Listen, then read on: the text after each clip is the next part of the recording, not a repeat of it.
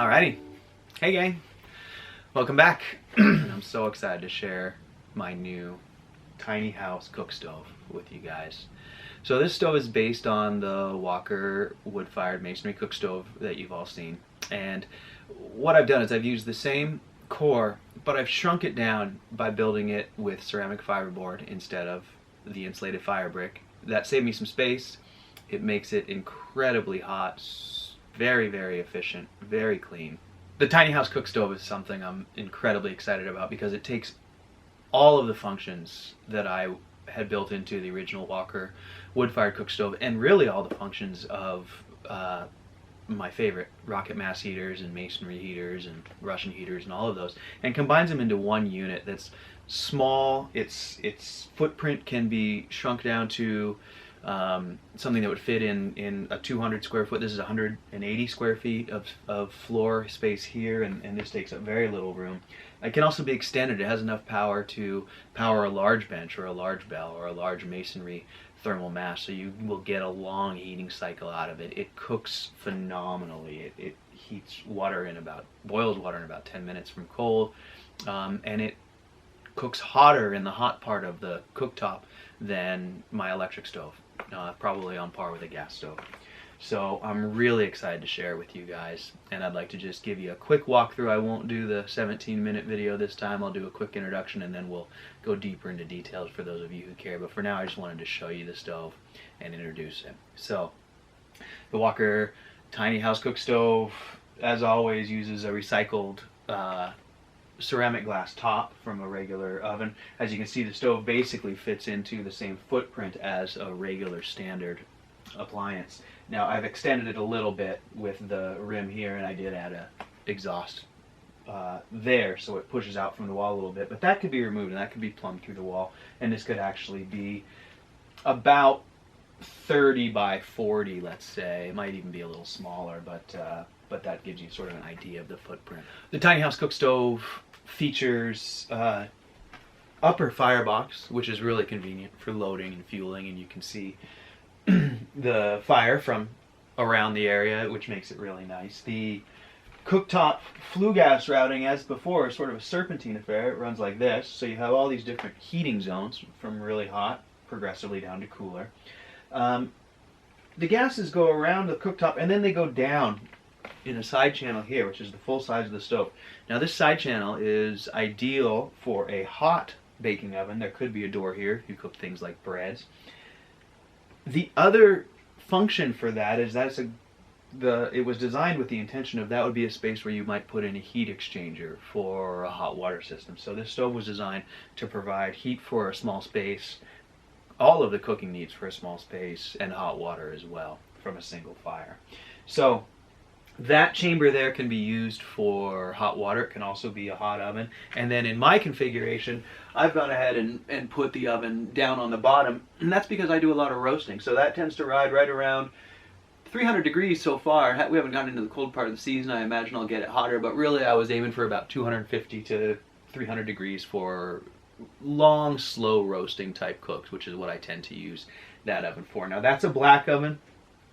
It could be a white oven with a steel insert inside, a box. You could also, like I say, put the oven here with the door here, and that would give you an oven that would heat to higher temperatures. And then if you care to, you could put the heat exchanger for water down in the lower chamber.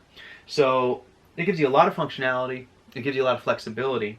One of the things I'm very, very, very thrilled about with this stove that I worked really hard on was finding a way to do all the hardware without any welding, without any difficult metal work, so that I could share this with all of you, and you could hope to build one yourself fairly easily. So I've used, in this case, aluminum doors for both the oven and the main firebox door.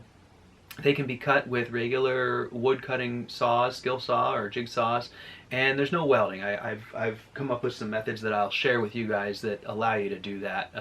Really anyone can build those. So it's one of the things I'm real excited about. You can see the top rim on this one is all brick.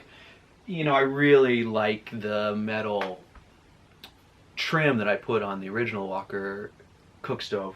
But again, it's difficult to share that with you guys because it requires special skills and tools. So this one can be done the same way with a nice metal frame and a rail to hang things on. But in this case, I just did it with brick so I could, again, share it with you guys and give you something that you can build for your own space. So the Walker Tiny House cook stove is really much more of a heater than the other stove was designed to be. With that in mind, I've designed it with exit port to go out into a heated bench. So you'll see here I have quite a bit of heated bench that provides a lot of seating, so it covers the furniture needs for the small space. It also, of course, is heated and warmed and provides that much more thermal mass, so you get a longer heating cycle.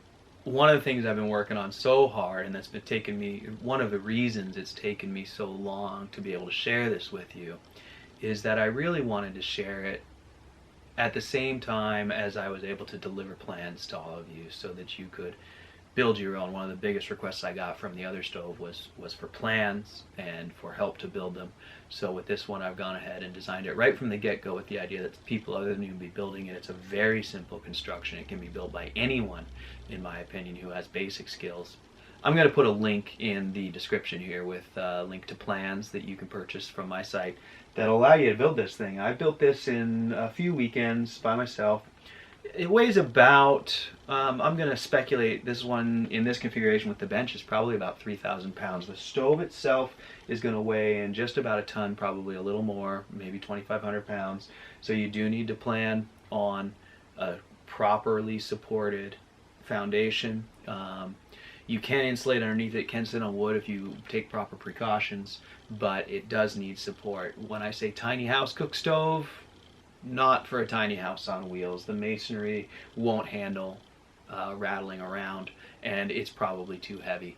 With that said, if you moved a tiny house on wheels somewhere and you were going to leave it there for an extended period of time, maybe even just a couple of years or even just a winter, I believe this stove is easy enough to build that it would be worthwhile putting in a long weekend and setting one up for the winter.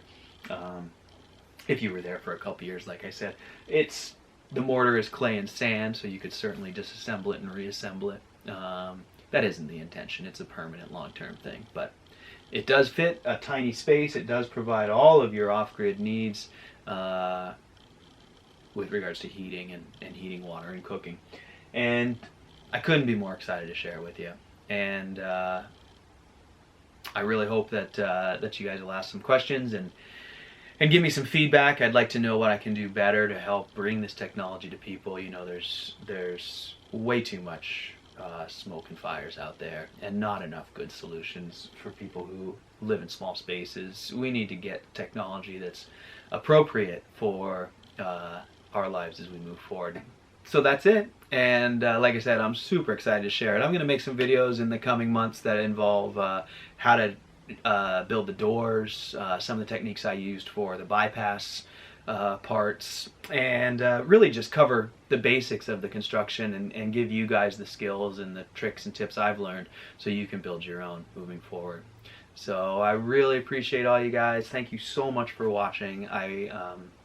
You guys inspire me to keep pushing on this stuff and looking for ways to share it, because I'd like to see more and more people enjoy this. They've raised my quality of life immensely over the last years, and I want to share that with you guys. So thanks a lot for watching, and tune in. I'm going to do a long one for all you technical minds who want to see what's going on inside of it. We'll do a long one with all the bells and whistles and cover all the details, but for this one, I just wanted to give you a short introduction and show you what I've been up to and let you know there's plans available, and we got a cool new stove.